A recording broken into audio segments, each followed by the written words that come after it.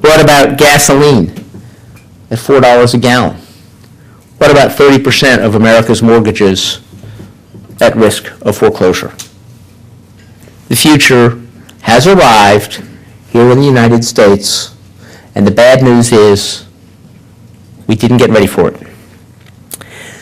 The good news is that we still have time to embrace the future, and that, as Winston Churchill once said, you can count on the people of the United States to do the right thing after they have exhausted all of the alternatives.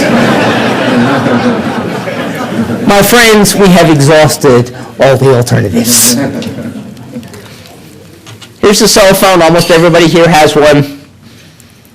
I can call a taxi driver in Goa, India, except it's the middle of the night, so I wouldn't. And my signal will not pass through a single piece of equipment more than 10 years old. The United States has participated fully in this technological revolution. These electrons that are lighting this podium, I don't know where your power comes from here, but wherever it comes from, it might come from a nuclear power plant which was designed when Nikita Khrushchev was president of the Soviet Union. It might come from a coal-fired power plant that was designed when Calvin Coolidge was president of the United States. It might come from a hydropower facility that was designed when Teddy Roosevelt was president, and it passes through a series of electromechanical switches which are 50 years outdated and were designed 80 years ago. The energy sector of the American economy is probably the least competitive, least innovative, most sluggish, most cartelized and monopolized sector of any major industrial nation.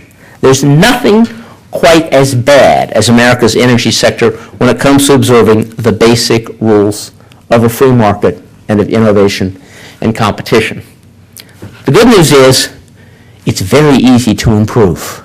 Very easy to improve. So let's look at a few rules for embracing the new green economy here in the United States. First of all, innovate, innovate, innovate. We need to embrace change, we need to get rid of subsidies, and we need to get rid of governmental rules that make it hard for energy players to try new things. Second, let's have real markets. I am a market radical. I believe you should own what you sell. And when 90% of mahogany coming into the United States from Peru was taken at gunpoint in violation of Peruvian law, the people who are selling it don't own it, they're fencing it. Pay for what you take. When you dump pollution into a river, you are taking clean water from the people downstream. You shouldn't be able to do that. Pay for what you take. And third, you ought to be able to choose what you buy.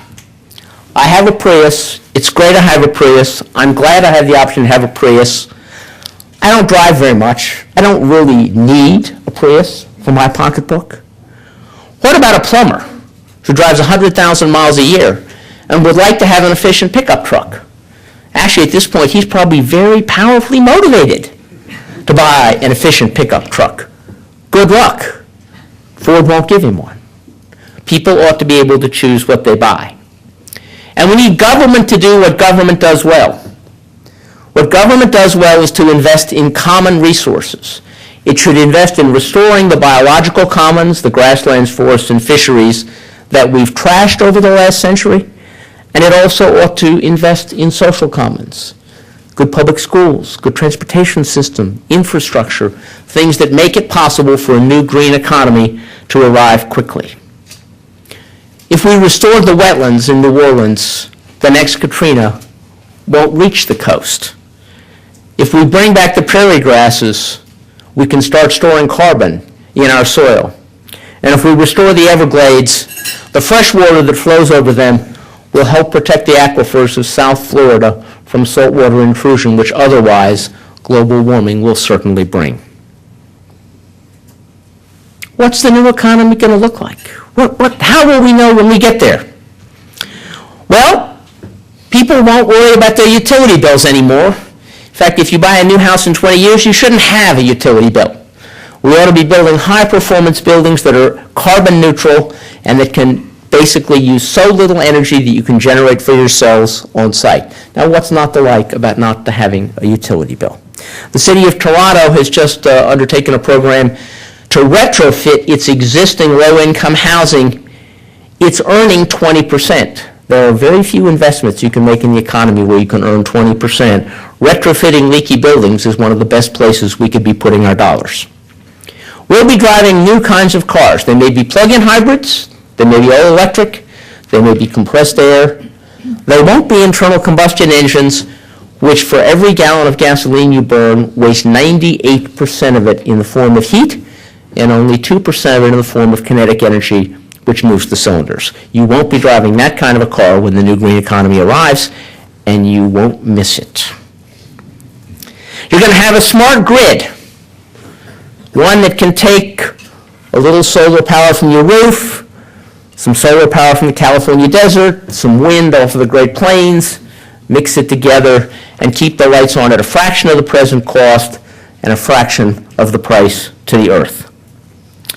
There are, incidentally, already in India, villages, very poor villages. Villages which 2 years ago, their energy economy was cow dung and kerosene. And every house in these villages now has a solar cell and LED lights. There is no town in America where every house has a solar cell and LED lights. India is already leapfrogging the United States. We need to catch up. Our cities, right now, have been engineered as if the earth was a roof and we had to keep rainwater off it. We are protecting the earth from rainwater with our cities. Unfortunately, that means we're keeping the rainwater out of the aquifers where we get our drinking water, and we're washing all of the pollutants off our streets into our lakes and rivers.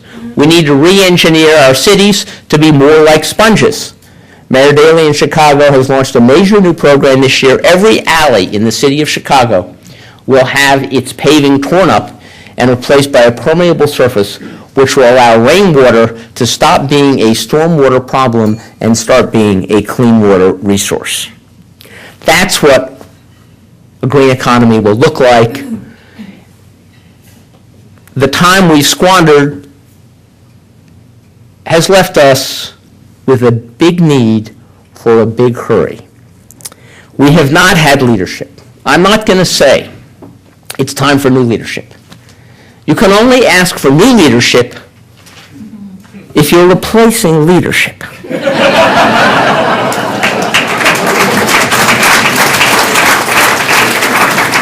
What we've had has been a wild oscillation between complete slothfulness and recklessness. But we need leadership. We need leadership that understands that the time we have wasted is time we need to catch up. But the good news, and the reason that I entitled this speech, Looking for Gold in All the Right Places, is that while we were listening to the siren song of the past, the world was learning about the future.